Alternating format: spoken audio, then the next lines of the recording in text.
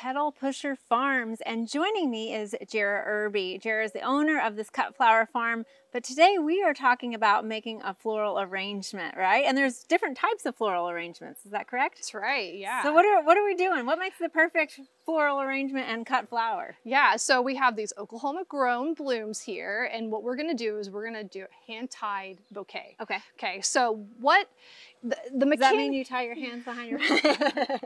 No. We're gonna actually start grabbing stems, and we're going to kind of make what you would think of like a bride holding a bouquet of flowers walking down the aisle. Okay. And so what I like to do is I like to start off with some of these marigolds that we cut because they're really upright and they have like that eye-catching color. Right. And so I'm gonna start with this, and then when we are working with our stems, anything green and leafy, we need to make sure we take off the ends, because if that's in water, it's going to ruin your cut flowers. It'll, make your water really cloudy and nasty, grow bacteria. So any green leafy material that's in the water, you got to get rid of. Okay. And that's a big stem, so we're not going to cut that down any. We will eventually cut it down, and once we get the bouquet how we like it, we'll snip those stems at an angle. Okay. But we're going to leave all of this. Yeah. We like this filler. It just gives it some natural texture in that bouquet. Okay. So we'll grab one of these, and if you just want to start handing me different flowers, what we do is we add a flower to our bouquet, and then we grab it and turn it. Okay. And we just continue doing this until we get, our bouquet how we like it. So any particular ones I should be handing you first? I think you're doing a great job. I really like to put those big kind of thriller flowers in the top part of our bouquet, and then when we a bigger one or a smaller one? I think that's good. Okay. And then we'll just keep adding, twisting, adding. If you want to hand me some lisianthus, let's add those in there. And don't be afraid if they kind of move around on you, because eventually we're going to put a rubber band around this. Okay. So we'll add this guy right in here. I love these. They add a little delicateness to them. Right? And so see how I'm trying to keep all of the blooms around the same height and eye level? Okay. Just keep on doing that. You're ignoring the bottom of the stems at this point. Yes, yeah. So we're just going to keep adding and twisting. In there. Ooh, I like that one. This is a Benares giant zinnia. Love that. Some sunflowers. Oh, yeah, so are all these going to go, or do I need to stop? It's kind of up to us. I kind of like the way that's looking. Do you? It is. Yeah. Okay. So then when we're ready to finish our hand-tied bouquet, what we're going to do is we're going to take this rubber band. Okay. And we're going to bring it up a stem, and we're going to wrap it just tight enough to where we can finish it off on another stem. Oh, and so it stays. Traditionally tying it all around, you're just, And then what we want to do is we want to give them another nice cut at an angle, because that helps. That's more surface area for the plant to absorb water once it's in, in water. So we'll cut it at an angle, so I don't cut the rubber band. Careful. And then what we do is we put these flowers in one of our craft sleeves, just like this. Oh, they smell so good too. They smell great.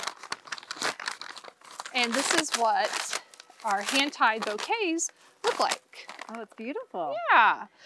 So now what? I mean, so if somebody comes and you pick, this is what they get to leave with. Right. But what if I want to get home with this? Sure. It needs water, right? It needs lots of water. And in fact, when you get home, you might not want your bouquet this tall in your vase. Right. So what we always do, you'll take it out of the sleeve, and then when you get home, then you might just tear that sleeve, right? Yes, for sure. You might have different types of vessels, jars. A lot of people are really loving the mason jar look right now, or this wide mouth vase. Right. So instead of just putting your flowers in like this, to make this vase feel fuller, what you want to do is cut your stems low enough. So you want to cut to where the vase is actually, the flowers are sitting on top of this vase, and I'll show you that so it makes more sense. The foliage would be kind of right there to come over the edge. Correct. And again, if you are cutting, you can kind of put this next to a table and look at where that's going to fall on. So we're gonna cut this guy down, and look how much I'm cutting off. And don't be scared, it's all good. Okay, so we cut, and then we strip those leaves off, because remember what I say about the water? Right. Yeah. Because those just kind of add to rot and decay, right? So. Exactly. And then we just place them in, kind of move them around, get them a little fuller, kind of turn, and that's it. So there's water in there. You've got a nice arrangement. We like to tell people to change your water every other day, give it a nice fresh drink, and they'll last for weeks. And is there anything you should put in the water? And is tap water okay? Tap water is perfectly fine. We do like to use a flower food in our arrangements, just because it gives those flowers just another little, you know, support, a little vitamin, whatever is there. Right. And one thing I personally do, I mean, I know different flowers are different ages, so they're going to kind of die at different times also. So go ahead and just remove those dead ones, not just throw out the whole bouquet, right? Exactly. And some of the flowers that you see here can actually be extended into a dried bouquet. Oh, okay. So you can take these marigolds and even some of this celosia and turn it upside down and dry it and have an everlasting bouquet. Oh, okay. Really get your money's worth. That's right. Excellent. Thank you so much, Jeri. Thank you.